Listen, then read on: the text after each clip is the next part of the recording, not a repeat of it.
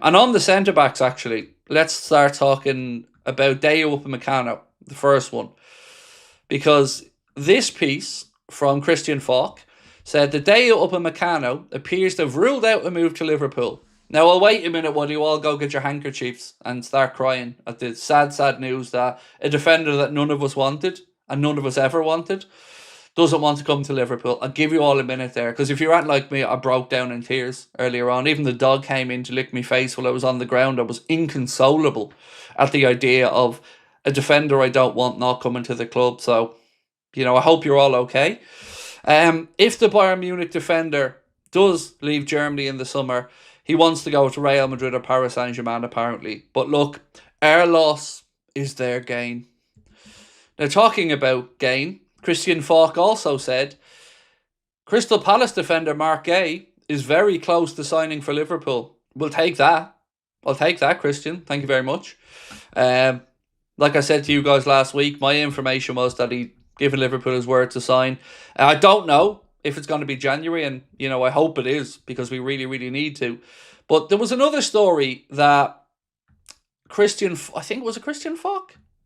No, it was John Cross of the Mirror, and he said that Liverpool will have to break the bank in January to sign Marc Guehi. Will we? Really? How's that, John? How are we going to have to break the bank to sign a player in January? Break the bank by spending £25 million? Is that now classed as breaking the bank? Because he then goes on to talk about Real Madrid, Barcelona, and all these other options, even though they've ruled out a move for Marc Guehi, especially Real Madrid, because of his wage demands. Those wage demands that really mean he's given his word to Liverpool, but we'll stick with the wage demands because that makes Madrid feel better. So we'll go with that. But I don't understand how we're breaking the bank. It's crazy. Just silliness. So this report from Caught Offside, so take it with a pinch of salt, said Liverpool have offered Canade a new deal, but he's yet to respond. If I'm Canade and I stunk the gaff up again and genuinely had any intention of staying, I'd have been ringing up on Saturday evening and saying, yeah, I'm taking that contract, thanks very much, send it over, we'll sign it. Because he's been absolutely deplorable recently. And, I don't think that's debatable. So Sasha Cavalieri has said, Liverpool remain in pole position to sign Marc Guehi. The Premier League champions are the only club truly positioned to recruit a defender as early as this winter. Crystal Palace's asking price would be around £35 million, but he can leave in the summer for free.